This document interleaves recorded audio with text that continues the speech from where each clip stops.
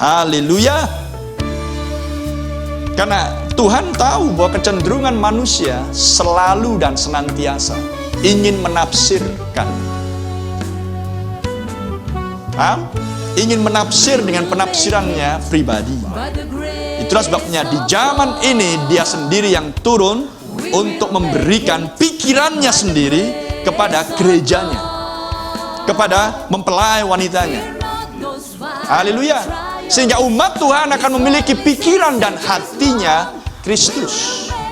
Sebagaimana Kristus adalah hati dan pikirannya Allah Bapanya. Haleluya. Maka sekarang kita berada di dalam zaman pikiran Kristus. Rasul berkata, kami memiliki pikiran Kristus. Dan jika Anda memakan apa yang dikatakan oleh para rasul di dalam ketaatan, tidakkah Anda juga akan memiliki pikiran yang sama? Haleluya. Karena semua yang keluar dari mulut para rasul dan yang dituliskan, semua yang keluar dari mulut Nabi Tuhan di akhir zaman, yang dia khotbahkan, yang diajarkan, bukan datang dari pikirannya sendiri. Karena ketujuh utusan zaman-zaman gereja ada di dalam tangan kanan Yesus Kristus. Ketujuh bintang itu, ketujuh utusan itu. Glory. Jadi bagaimana mungkin ketujuh utusan akan memiliki idenya sendiri? Selain apa yang sudah ditaruhkan Kristus bagi zaman yang bersangkutan. Amin. Dan sekarang Anda harus tahu zaman apa yang sedang kita hidupi. Akhir zaman. Haleluya.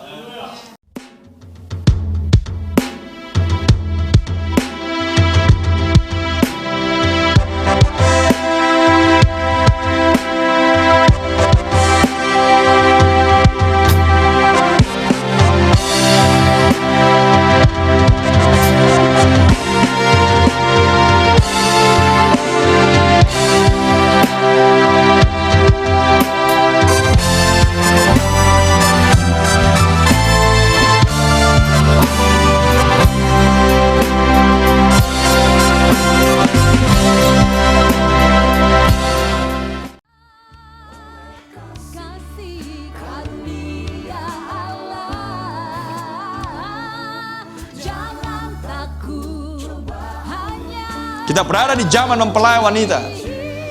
Kita dikeluarkan dari Laodikia yang suam-suam kuku, yang adalah penafsir-penafsir bebas, penelaah-penelaah, amin, tukang-tukang tenung, penyihir-penyihir, tapi memakai dasi, berdiri di balik mimbar, sedang menyihir orang-orang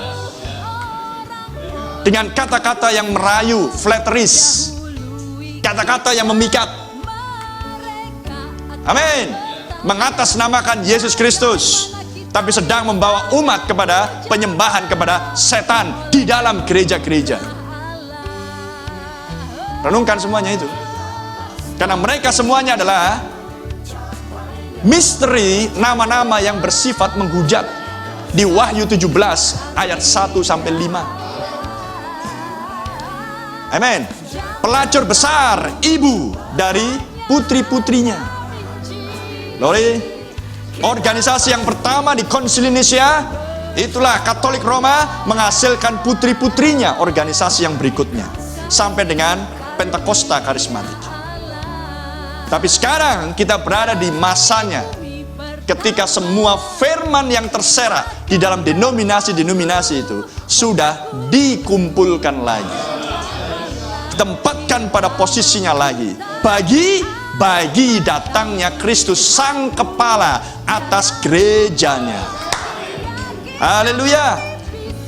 Kitab itu dibuka yang termeterai dengan 7 meterai sesudah zaman-zaman denominasi berakhir. Apa sih zaman-zaman denominasi? Zaman-zaman denominasi adalah zaman-zaman pengepalaan manusia. Amin. Dan mengklaim dirinya gereja. Ya, yang seharusnya gereja adalah apa arti gereja? Yang dikeluarkan dari sistem sistem perbudakan, sistem dosa, sistem tradisi manusia. Itulah gereja. Dari kata eklesia. Tapi apa yang terjadi dengan zaman-zaman denominasi? Mereka bukan keluar dari sistem manusia. Mereka mengembangkan sistem manusia menjadi semakin banyak.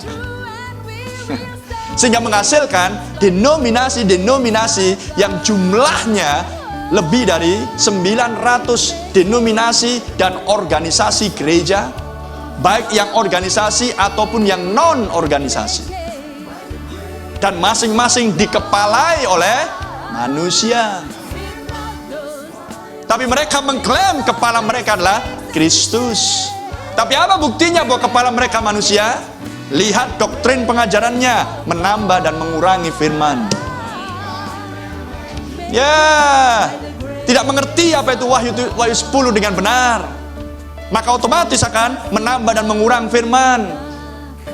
Maka dengan demikian, mereka didapati tidak mentaati setiap ketetapan dan peraturan. Maka dengan demikian, mereka adalah orang-orang yang mati. Tidakkah dulunya kita juga bagian dari mereka? Orang-orang yang diperhitungkan untuk mati karena mengikuti jalan dunia, jalannya pikiran manusia.